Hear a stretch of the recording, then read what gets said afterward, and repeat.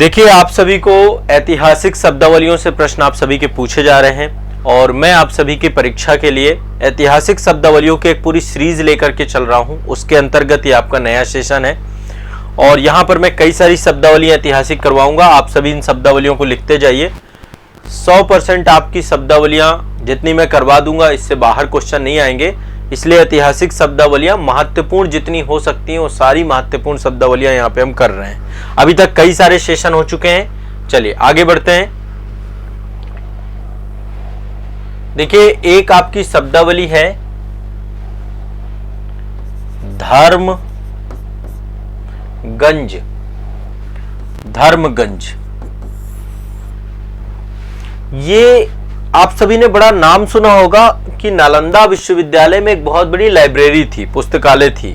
दरअसल उसी पुस्तकालय का नाम है आपका, जो आपका नालंदा विश्वविद्यालय था,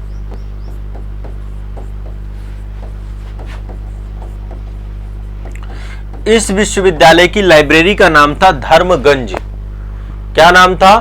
धर्मगंज। ध्यान रखिएगा, ये प्राचीनतम पुस्तकालय है भारत का और इस पुस्तकालय की स्थापना या कहें नालंदा विश्वविद्यालय की स्थापना कुमार गुप्त के द्वारा कराई गई थी। कुमार गुप्त को हम लोग शक्रादित्य भी कहते हैं, उपाधि थी इसकी शक्रादित्य। और इस पुस्तकालय को जो समाप्त किया था वो किया था बख्तियार खिलजी ने 12वीं शताब्दी में। बख्तियार खिलजी,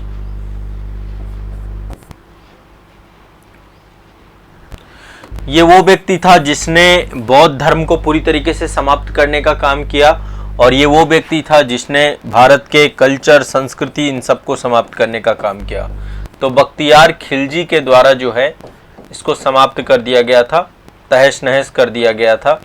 और कहते हैं लाइब्रेरी कई महीनों तक आपकी जलती रही क्योंकि यहाँ पे इतनी किताबें थी, इतनी पुस्तकें थी।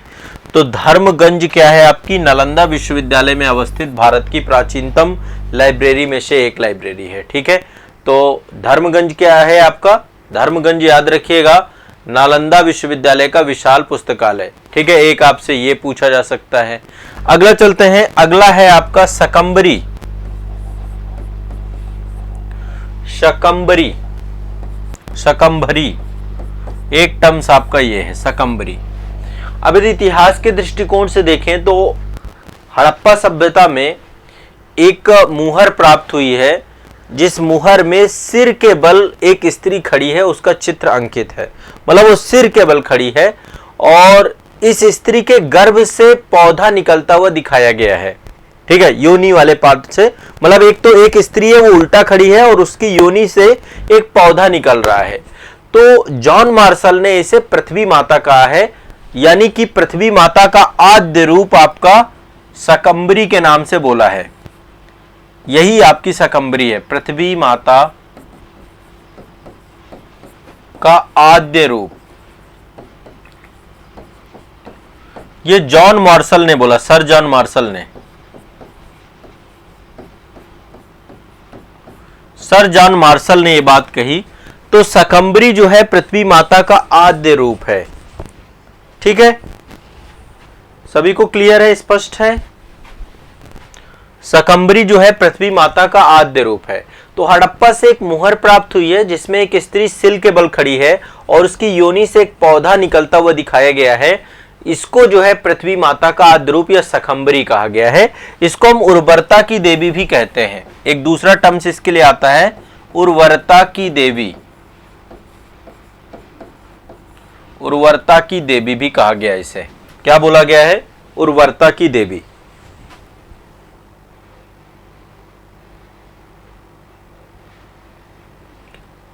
क्लास तो प्रॉपर चल रही है, बीच बीच में रुक रही है क्या क्लास? कहीं पे किसी को ये दिक्कत आ रही है क्या?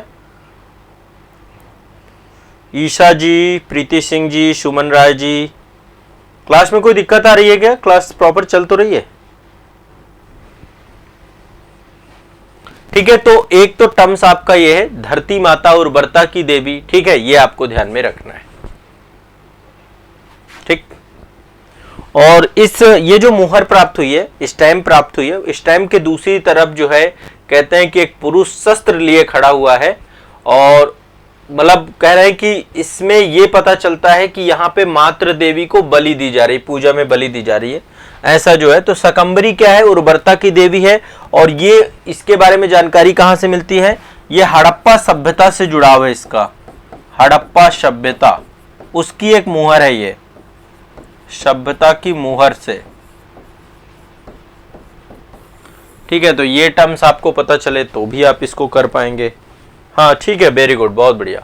चलिए आगे चलते हैं। एक और आपका जो है टर्म्स है जो थोड़ा सा कुछ शब्दावली आपको थोड़ा लगती होंगी कि सर ये थोड़ा टफ है, कुछ आपको पता होता होगा, नहीं पता होता तो मैं आपको। अगला है कोश से प्रवेश। ये शब्द थोड़ा सा आपको टर्म्स आपको, लेकिन अब हम क्या करें, यूपीएससी का हमें पता है कि यूपीएससी का लेवल ही यही है। तो इस लेवल पे जाके यदि हम नहीं पढ़ेंगे तो फिर कहीं ना कहीं पे आपके साथ आप जो है न्याय नहीं कर पाएंगे परीक्षा के साथ। और मेरा हमेशा यही रहता उद्देश्य कि आपके साथ न्याय रहे, जस्टिस रहे, है ना। कोश से प्रवेश, देखो कोश से प्रवेश क्या है, मौर्य काल में टकसालों में बहुत सारी मुद्राएं बनती थी। टकसालों में मुद्राएं बनाई जाती थी। किस अवधि में, मौर्य काल में, ठीक है। मौर्य काल में टकसालों में मुद्राएं बनाई जाती थी और इन मुद्राओं को ही कोश प्रवेश कहा गया है। क्या कहा गया है, कोश प्रवेश, ठीक है। यानी कि ये एक मुद्रा है, ये क्या है, मुद्रा। जो टकसालों में बनाई जाने वाली मुद्राएं थी उनको कोश प्रवेश कहा गया है, ठीक है। क्लियर है, स्पष्ट है। और मौर्य काल में ही पहली बार जो मुद्रा निर्माण कार्य था वो किसके द्वारा किया गया, मुद्रा का निर्माण कार्य, मुद्रा निर्माण कार्य राजकीय यानी कि शासक वर्ग के द्वारा किया गया। पहली बार एक्सेप्ट किया गया कि मुद्रा निर्माण का कार्य राजा का है या सरकार का है या गवर्नमेंट का है। और इसके लिए कौटिल्य के द्वारा टकसाल या टंकसाला शब्द का भी प्रयोग किया गया है, ठीक है। कोश से प्रवेश जो है मुद्रालय था जहां मुद्राएं बनती थी। इसके लिए जो है कुछ शब्द और यूज किए गए हैं टकसाल या टंकसाला के लिए भी, ठीक है। तो मौर्य काल में टकसालों में तैयार मुद्राओं को ही कोश से प्रवेश कहते थे। टकसाल जो होती थी जहां पे मुद्राएं बनती थी तो ये एक प्रकार की मुद्रा है, ठीक है, ये आपको ध्यान में रखना है। अच्छा, जो मुद्रा होती थी, मुद्रा पे एक चिन्ह लगाया जाता था। अभी भी देखते हैं हमारे यहाँ जो मुद्राएं होती है मार्क लगाया जाता है, तो उसके लिए उस समय पे एक शब्द होता था बिंबटंक। बिंब मतलब चित्र होता है ना, बिंबटंक। तो मुद्रा में जो चिन्ह लगाया जाता था उसके लिए एक टर्म्स यूज करते थे बिंबटंक। कौन सा शब्द यूज करते थे, बिंबटंक। तो मौर्य काल तक सिक्कों के निर्माण में सांचों का प्रयोग नहीं होता था, बल्कि उस समय आहत मुद्राएं थी आपकी, ठीक है, आहत मुद्राएं, ठीक। तो ये भी आपको ध्यान में रखिएगा। और अर्थशास्त्र में एक अधिकारी का नाम मिलता है रूपकूटक। अधिकारी कहें या फिर एक टर्म्स मिलता है आपका रूपकूटक, वो ये भी आपको ध्यान रखिएगा। एक टर्म्स है आपका कूट रूपक, माफ करिएगा, एक टर्म्स आपका अर्थशास्त्र में मिलता है कूट रूपक। कूट रूपक वे लोग होते थे जो जाली मुद्रा बनाते थे, जो नकली नोट बनाते थे। पाकिस्तान में आपको पता है ना जाली मुद्राएं बनती है। पाकिस्तान अपनी मुद्रा नहीं बनाता बल्कि पूरे विश्व की मुद्राएं बनाता है। तो कूट रूपक वे होते थे जो जाली मुद्राओं का निर्माण करते थे। जाली मुद्राओं का निर्माण करने वालों को कूट रूपक कहा जाता था। जाली मुद्राओं का निर्माण,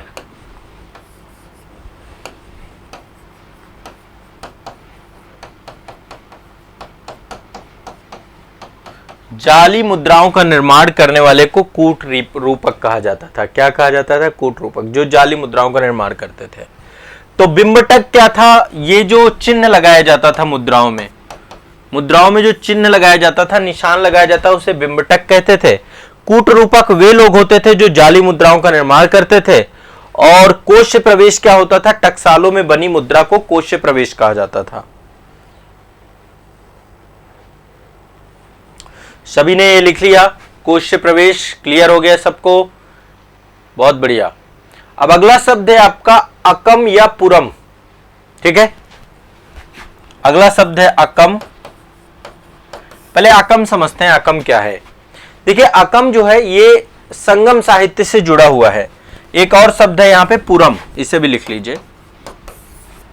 पहली बात तो इनका जुड़ाव संगम साहित्य की टर्म्स है ये, संगम काल। संगम काल में जो काव्य होता था, काव्य को दो श्रेणियों में विभाजित किया गया था। काव्य की दो श्रेणियां होती थीं। पहली श्रेणी को अकम कहते हैं, दूसरी को पुरम कहते हैं। अकम और पुरम ये दो श्रेणियां होती थीं संगम काल में। तो जो पुरम होता था ये जनता का काव्य होता था, ये एक जन काव्य है, जन काव्य। ठीक है, काव्य की दो श्रेणियां होती थी, अकम और पुरम। तो जो पुरम होता था जन काव्य होता था, और जन काव्य में युद्ध के बारे में ज्यादा जानकारी मिलती है, इसमें युद्ध विषयक जानकारी है। अकम में प्रेम को लेकर के ज्यादा चीजें लिखी जाती थी, प्रेम विषयक जितनी भी जानकारी होती थी वो अकम में लिखी जाती थी, और जो पुरम होता था इसमें युद्ध विषयक जानकारी आपकी मिलती थी। ठीक है, तो अकम में विभिन्न विभिन्न भावों की अभिव्यक्ति की जाती थी, विभिन्न उपभावों का प्रयोग किया जाता था। ठीक है, ये भी ध्यान में रखना है। क्लियर है, स्पष्ट है? चलिए, तो अकम और पुरम क्या है? काव्य की दो श्रेणियां हैं। यदि पूछता है अकम और पुरम क्या है, तो काव्य की दो प्रौढ़ियां हैं जिनको हम अकम या पुरम कहते हैं। इससे जोड़ करके हम इसको देखते हैं। एक टर्म्स और हम देखेंगे यहाँ पे, फिर इसके बाद बाकी मैं फिर आपको करा दूंगा बाद में। डालमेन, डालमेन, डालमेन जो है आपकी महापाषाण काल संस्कृति आपकी थी दक्षिण भारत में।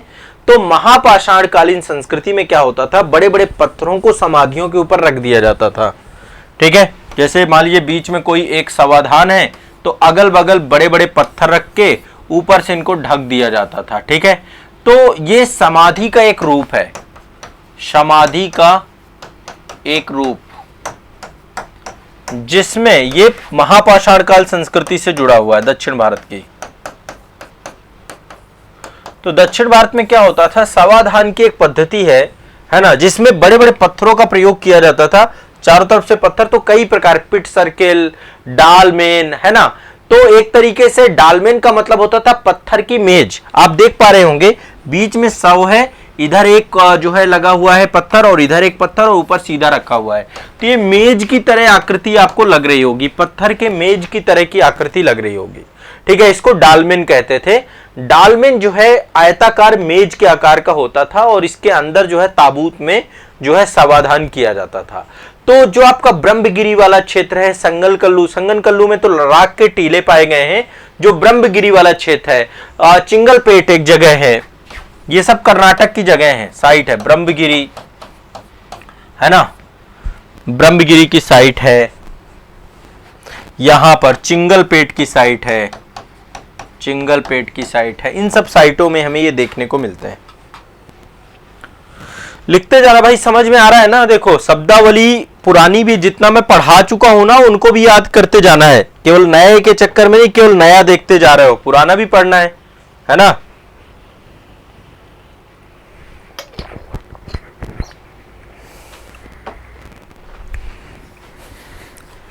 ठीक है, तो ये आपकी कुछ शब्दावलियां हो गई। अभी देखो शब्दावलियों की लिस्ट मेरे पास पर्याप्त है, और मैं आपकी परीक्षा तक शब्दावली से एक क्वेश्चन नहीं गलत होने दूंगा। यहां तक मेरा तो यह है कि आईएएस 2024 का एग्जाम इस बार आपका बहुत अच्छा जाने वाला है, भरोसा करिए, बहुत शानदार तरीके से। बस आप करंट अफेयर्स कर लीजिएगा, मैंने करंट अफेयर्स के लिए आपको बता दिया। बाकी आपका आईएएस का एग्जाम हो गया, स्टेट पीसीएस का एग्जाम हो गया। यदि अब आप मेरे साथ रहेंगे तो आपको बहुत मजा आने वाली है, चीजें बहुत अच्छे से कंप्लीट होने वाली हैं। ठीक है।